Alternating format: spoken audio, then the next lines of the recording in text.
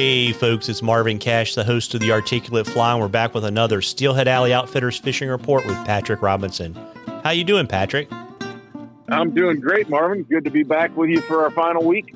Yeah, absolutely. And, it's interesting, right? I guess maybe 4 or 5 days ago, I saw on your Instagram feed that you guys had to shut things down because it got too hot. We did. The first time in the history of the company that we've actually had to shut things down because water temperatures got to a lethal level for steelhead. We've had warm-ups, but we've just never had prolonged warm-ups like we've had this year. We keep having to remind ourselves that we're still in early April, I guess pushing to mid-April now, but for the last 2 weeks, we've had temperatures in the 70s and sometimes even creeping into the 80s. And for us, that's just unheard of. Yeah. And I know you guys have had, not as much water as you wanted either. Oh yeah. It's been easily, the driest spring that I can remember. Most springs, we are begging to be able to fish the Grand River. We love the Grand River. It's the biggest stream that we've got in our area that we fish for steelhead.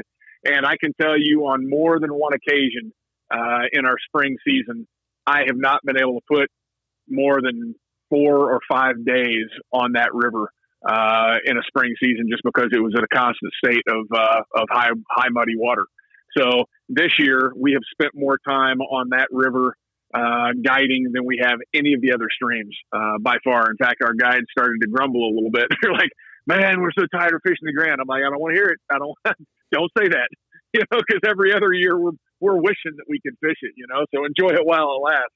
But it's been a very, very bizarre year. But yeah, we're currently shut down because of lethal water temperatures.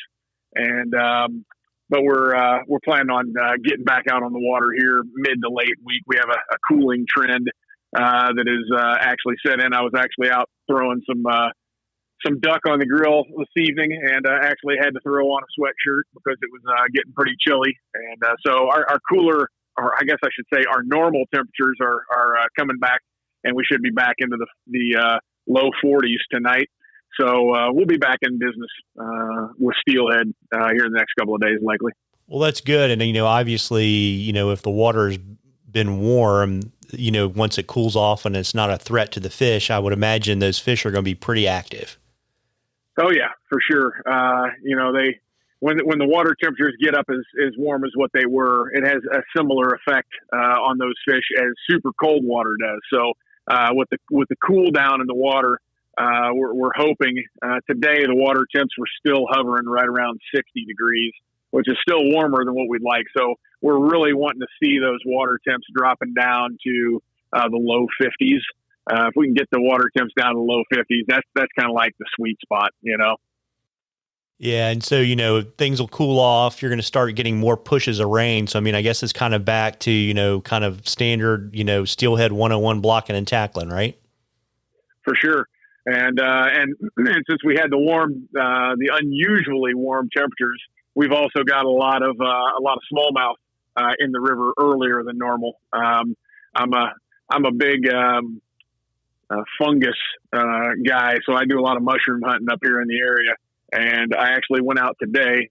I probably shouldn't be saying this on a podcast, but I went out today and found my first morels, and that's easily two weeks earlier than what I normally find them. So take that as an indicator of all things nature right now. Everything's early, so there's a lot more smallmouth in the rivers right now than what you typically would expect to see in the rivers, and so it's other than the warm up that shut us down for steelhead, it's really shaping up to be a beautiful spring. It really is. Yeah. And, and you guys will guide for steelhead throughout the spring and kind of stop kind of in the summer. But as you just mentioned, you guys also, you'll probably guide for smallmouth, until about the middle of June? Yeah. So, we kind of consider the unofficial end of the steelhead season is May 1st. Now that doesn't mean that all the steelhead are gone. There's certainly steelhead still around in through early May. But we typically, beginning of May, book trips. If we're fishing what we call our steelhead trips, we book those trips as mixed bag trips. And we tell people you can expect to have shots at some steelhead, some of the remaining dropbacks, but also you're going to certainly catch some of the big lake run smallmouth that have come in to spawn, some of the pre-spawn fish.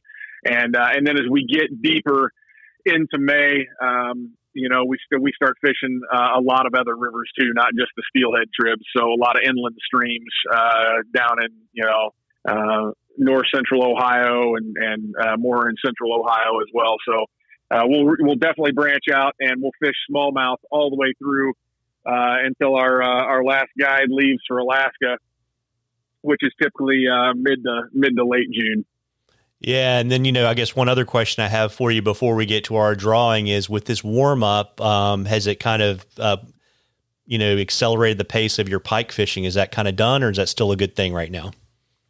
Well, it's just starting to heat back up. So, when the ice first goes out, that's considered the pre-spawn bite. And that can be really good. And then when the spawn starts taking place, it's like anything else. A lot of times they get lockjaw.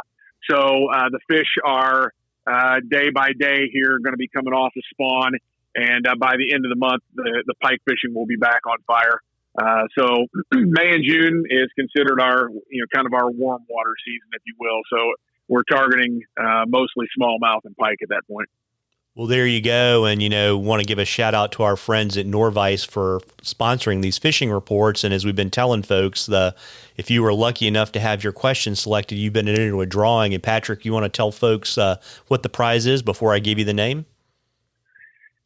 Well, to the best of my recollection, I'm drawing a blank right now, but I think it was a $100 gift certificate.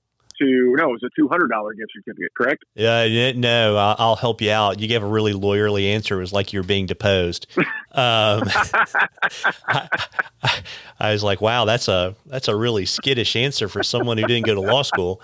Right. Yeah. So I'll help you out. So Tim and Tyler were nice enough to throw in a $100 Norvise gift certificate, and you guys matched it for a guide trip. $200 total. That's right. Yeah. So yeah. So I was getting it confused. I didn't know if it was 100 and 100 or we said 200 from each. So yeah. Well, I don't want you to get in trouble with Justin. It's 100 and 100.